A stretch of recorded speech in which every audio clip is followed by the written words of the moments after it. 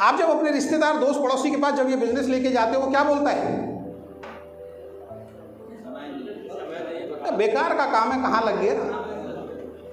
क्या ही बोलते हैं, बस यही काम मिला था तुझे।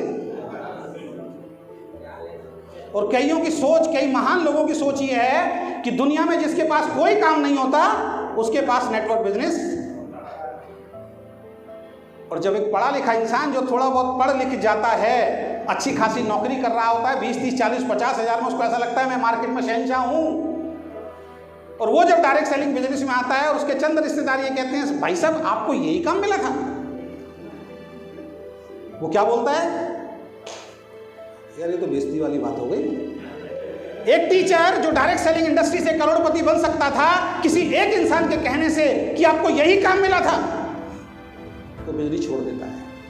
एक डॉक्टर बिजली छोड़ देता है, एक एडवोकेट बिजली छोड़ देता है, एक नौकरी करने वाला इंसान बिजली छोड़ देता है उन लोगों की वजह से जिनको डायरेक्ट सेलिंग का, नेटवर्क बिजनेस का डी भी नहीं पता, ए भी नहीं पता। बात समझ में आ रही है सर? आज आप इस आरटीपी में आए हैं, अपने घर से दूर आए हैं और जिम कॉर्बेट में आए हैं, यहां नीचे उतरना, यहां नीचे उतरना, रिसेप्शन पे जाना और रिसेप्शन पे जाके पूछना कि कल हमारा यहां का टाइम खत्म हो जाएगा, कल हमारी बुकिंग लास्ट है। नीचे उतर के पूछना सर मैं कल एक बार ये रूम यहां पे फिर बुक कराना चाहता हूं, प्लीज मेरा रूम बुक कर दीजिए। आपको पता लगेगा कितने पैसे लगते हैं एक रूम बुक कराने में, इसी रिजॉर्ट के अंदर। हमारी भी हैसियत नहीं थी, हमारी भी औकात नहीं थी।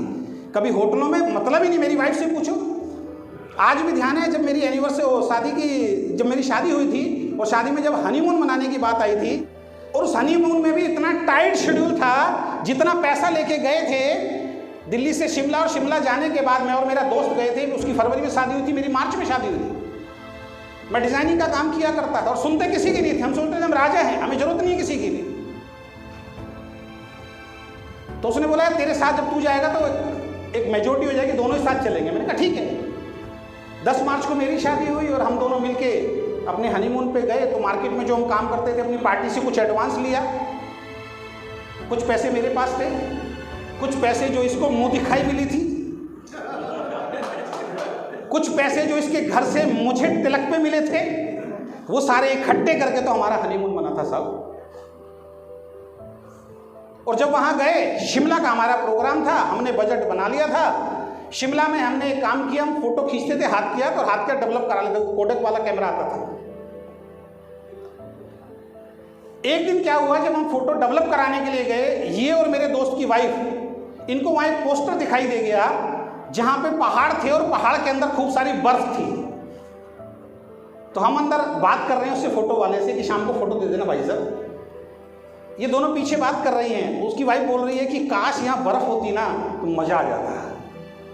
तो मेरा दोस्त कह रहा है यार हम हनीमून पे भी आए, पैसे भी लग गए, यहाँ तो बेइज्जती हो रही है। क्या हुआ? कह रहे, वो कह रही है बर्फ होती तो मजा आता।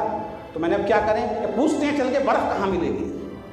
हम शिमला में गए ट्रैवल वाले के पास, उसने कहा सर बर्फ तो मनाली में ही मिलेगी, रोहतांग पास, वहाँ जाना पड़ेगा। हमने उससे बजट पूछा, हमारा बजट इतना टाइट हो गया था कि रोहतांग पास अगले 2 दिन हम गए, 3 दिन गए, और वहाँ से कालका और कालका से दिल्ली आने के ट्रेन तक के पैसे सब हमारे बजट में लग गए थे। मेरे दोस्त की जेब में भी 500 रुपये बचे थे और मेरी जेब में भी 500 बचे थे कि दिल्ली उतर के 500 में वो अपने घर लोनी चला जाए और मैं अपने घर दिल्ली नजफगढ़ चला जाऊँ।